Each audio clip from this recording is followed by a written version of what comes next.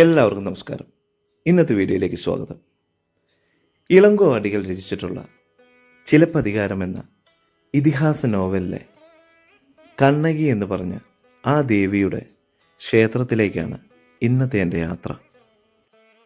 നിങ്ങൾക്കറിയണ്ടേ ഈ ക്ഷേത്രത്തിൻ്റെ പേര്? മംഗളാദേവി ക്ഷേത്രം. തമിഴ്നാട്ടുകാർ ഈ ക്ഷേത്രത്തെ കണ്ണകി അമ്മൻ കോവിൽ എന്ന് വിളിക്കുന്നു. കുമളിയിൽ നിന്നും ക്ഷേത്രത്തിലേക്ക് ധാരാളം ജീപ്പ് സർവീസുകളുണ്ട്. വൺ സൈഡ് പോകുന്നതിന് വേണ്ടി 150 രൂപയാണ് ചാർജായി ഈടാക്കുന്നത്.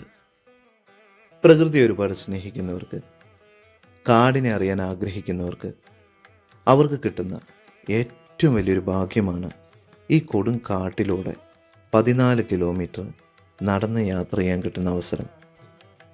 വർഷത്തിലൊരു ദിവസം മാത്രം തുറന്നു കൊടുക്കുന്ന ഈ ക്ഷേത്രത്തിന് മറ്റൊരു പ്രത്യേകത കൂടിയുണ്ട്. എന്താണെന്ന് പറയട്ടെ. ഈ ക്ഷേത്രത്തിൻ്റെ അവകാശത്തെ സംബന്ധിച്ച് കേരളത്തിൻ്റെയും തമിഴ്നാടിൻ്റെയും തർക്കത്തിന് നൂറ്റാണ്ടുകളുടെ പഴക്കമുണ്ട്. കണ്ണകിയെക്കുറിച്ച് അറിഞ്ഞാൽ മാത്രമേ നിങ്ങൾക്ക് ഈ ക്ഷേത്രത്തിൻ്റെ നിഗൂഢതകളെക്കുറിച്ച് അറിയാനുള്ളൊരു ആകാംക്ഷ ഉണ്ടാവുള്ളൂ. അപ്പോൾ കഥ തുടങ്ങുകയാണ്. ധനിക വ്യാപാരികളുടെ മക്കളായ കണ്ണകിയും കോവലനും തമ്മിൽ വിവാഹം കഴിക്കുകയും സന്തുഷ്ടകരമായ കുടുംബജീവിതം നയിക്കുകയും ചെയ്തിരുന്ന കാലഘട്ടം. അതിനിടയിലാണ് കൊട്ടാരത്തിലെ അതിസുന്ദരിയും നർത്തകിയുമായ മാധവിയെ കോവലൻ കാണാനിടയായത്. അതിസമ്പന്നനായ കോവലനെ തൻ്റെ സൗന്ദര്യത്താൽ വശീകരിച്ച മാധവി തൻ്റെ പക്ഷത്താക്കി. ഈ വിവരം അറിഞ്ഞ കണ്ണകി മനോദുഃഖത്താൽ തൻ്റെ പ്രിയൻ്റെ വരവും കാത്ത് വർഷങ്ങളോളം ഇരുന്നു. കോവലൻ്റെ കയ്യിലുള്ള എല്ലാ സ്വത്തുക്കളും സമ്പാദ്യങ്ങളും തട്ടിയെടുത്ത മാധവി കോവലനെ പൂർണ്ണമായി ഉപേക്ഷിച്ചു. എല്ലാം നഷ്ടപ്പെട്ട് ഒരു വഴിയുമില്ലാതെ വന്നപ്പോൾ കോവലൻ കണ്ണകിയുടെ അടുത്തേക്ക് തന്നെ തിരിച്ചുപോയി. തിരിച്ചെത്തിയ തൻ്റെ പ്രാണപ്രിയനെ കണ്ണകി സ്നേഹപൂർവ്വം തന്നെ സ്വീകരിച്ചു.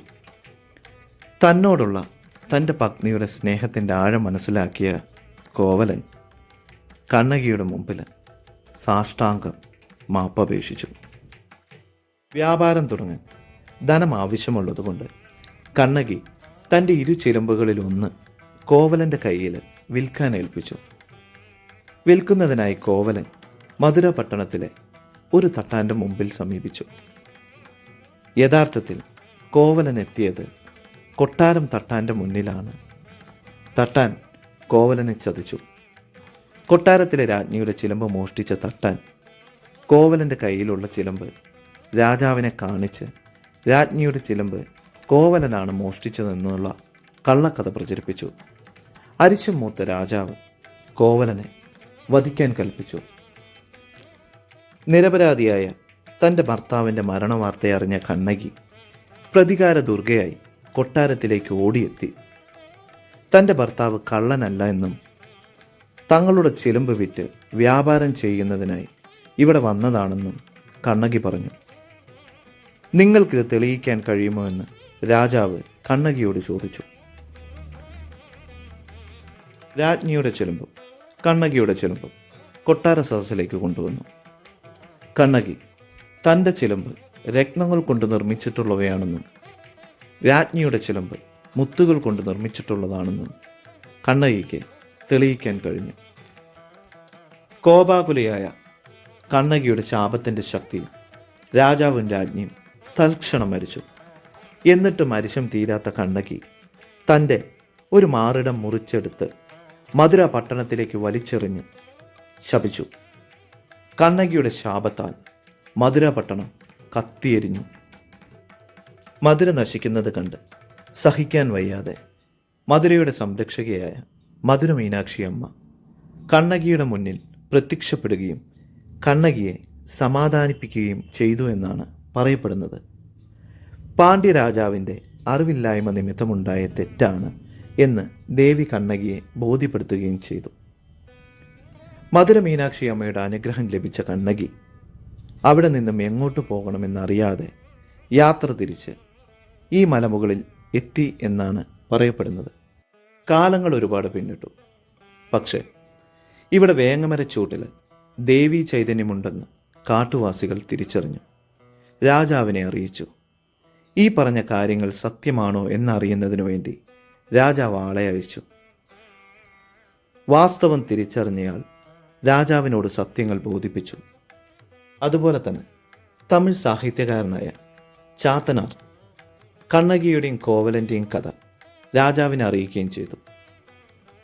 ദേവീ ചൈതന്യമുള്ളവിടെ ദേവിയെ കുടിയിരുത്താനായി ഒരു ക്ഷേത്രം നിർമ്മിക്കാനായി രാജാവിനോട് ആവശ്യപ്പെട്ടു. ക്ഷേത്രം നിർമ്മിക്കാൻ തീരുമാനിക്കുകയും ദേവിയെ പ്രതിഷ്ഠിക്കാനുള്ള ശില അങ്ങ് ഹിമാലയത്തിൽ നിന്ന് കൊണ്ടുവരാൻ തീരുമാനിക്കുകയും ചെയ്തു. ക്ഷേത്ര നിർമ്മാണം തുടങ്ങി. ഉദ്ദേശിച്ച സമയത്തിനുള്ളിൽ ശില എത്തിക്കാൻ കഴിഞ്ഞില്ല. രാജാവും കൂട്ടരും ഹിമാലയത്തിലേക്ക് പുറപ്പെട്ടു. അവിടെ എത്തിയ രാജാവിനെയും കൂട്ടരെയും അവിടുത്തെ രാജാക്കന്മാരായ കനകനും വിജനനും തടയുകയുണ്ടായി. പിന്നീട് അവരുമായുള്ള യുദ്ധത്തിൽ അവരെ പരാജയപ്പെടുത്തി അവിടെ നിന്നും ശില അവരെ കൊണ്ട് തന്നെ ചുമപ്പിച്ച് വഞ്ചിയൂർ എന്ന ഈ ഗ്രാമത്തിലേക്ക് കൊണ്ടുവന്നു എന്നാണ് പറയപ്പെടുന്നത്.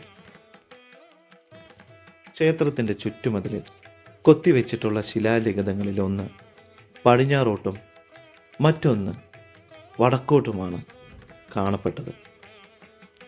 ഒന്നാം ശിലാലിഖിതത്തിൽ പ്രതിപാദിക്കുന്നത് 11-ാം നൂറ്റാണ്ടിലെ രാജരാജ ചോളനെയും 13-ാം നൂറ്റാണ്ടിലെ കുലശേഖര പാണ്ഡ്യനെയും കുറിച്ചാണ്.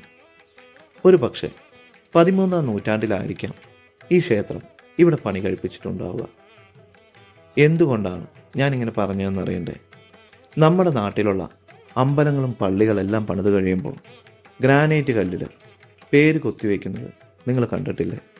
ഒരു പക്ഷേ അന്ന് ഇതുപോലുള്ള പരിപാടികൾ ഉണ്ടായിരുന്നേക്കാം. ഇവിടെ എത്തിയപ്പോൾ എൻ്റെ മനസ്സിൽ തോന്നിയ കാര്യമാണ് ഞാനിപ്പോൾ പറയുന്നത്. ഒരു പക്ഷേ അക്കാലത്ത് വലിയ ജനവാസമുണ്ടായിരുന്ന പട്ടണമോ ഗ്രാമമോ ആയിരിക്കാം ഇവിടം. പിന്നീട് എന്തെങ്കിലും കാരണങ്ങൾ കൊണ്ട് ജനങ്ങൾ ഇവിടെ നിന്നും അധംപതിച്ച് പോയതാകാം. രണ്ടാം ശിലാലിഖിതത്തിൽ കൊത്തിവെച്ചിരിക്കുന്നത് അമ്മൻ പൂര നഗരിയാറുടയൻ നാച്ചിയാർ എന്നുമാണ്. ഒരു പക്ഷേ ഇദ്ദേഹമായിരിക്കുമോ ഈ ക്ഷേത്രം പണി കഴിപ്പിച്ചിട്ടുണ്ടാവുക? അറിയില്ല. എല്ലാം ചോദ്യചിഹ്നം മാത്രമാണ്. എന്തുകൊണ്ടാണ് കണ്ണകി ദേവി ചേര രാജാവിനെ കാണാനായി ചേര സാമ്രാജ്യത്തിലേക്ക് വന്നത്? അക്കാലത്ത് ചേര സാമ്രാജ്യത്തിൻ്റെ ആസ്ഥാനമായി കണ്ടിരുന്നത് കൊടുങ്ങല്ലൂരിനെയായിരുന്നു. ഒരു പക്ഷേ നേരെ തിരിച്ചായിരിക്കും സംഭവിച്ചിട്ടുണ്ടാവുക.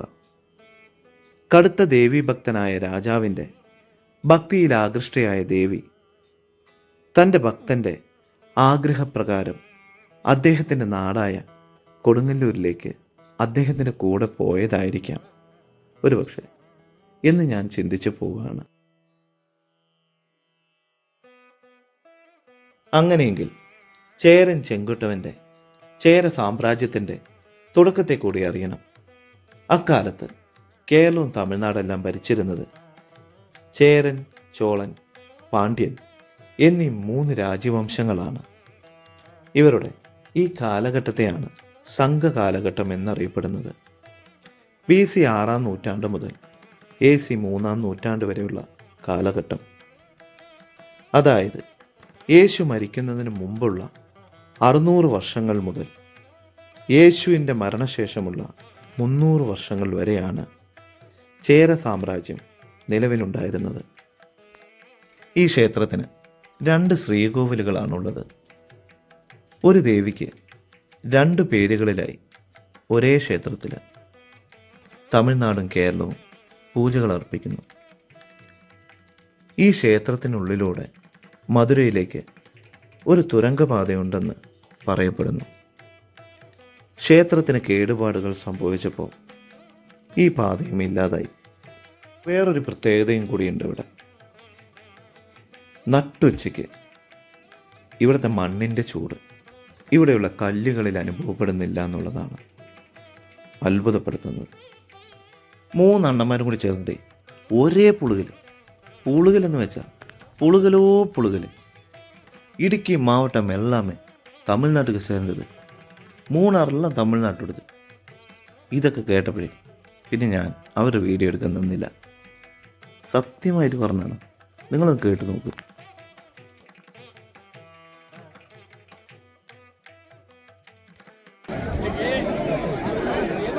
ഇടുക്കി മാവട്ടമേ തമിഴ്നാട്ടിൽ സ്വന്തമാണത്. എല്ലാ വർഷവും ഇവിടെ തമിഴ്നാട്ടിലെ ഭക്തർ അന്നദാനം നടത്തി വരുന്നുണ്ട്. അത് കേരളമെന്നോ തമിഴ്നാടെന്നോ വേർതിരിവില്ലാതെ എല്ലാവർക്കും വേണ്ടിയിട്ടാണ്.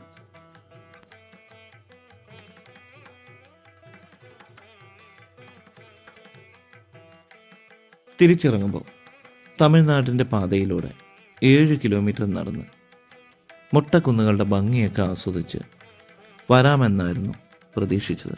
പക്ഷേ ചൂടിൻ്റെ കാഠിന്യം കൊണ്ട് തിരിച്ച് ജീപ്പിൽ കുമളിയിലേക്ക് യാത്ര തിരിച്ചു. ഇനി ചിലപ്പോൾ ഇവിടുത്തെ വിഗ്രഹമായിരിക്കുമോ കൊടുങ്ങല്ലൂർ ക്ഷേത്രത്തിലേക്ക് കൊണ്ടുപോയിട്ടുണ്ടാവുക? അതും എനിക്കറിയില്ല. എൻ്റെ സംശയങ്ങൾ ഇങ്ങനെ നീളുന്നു.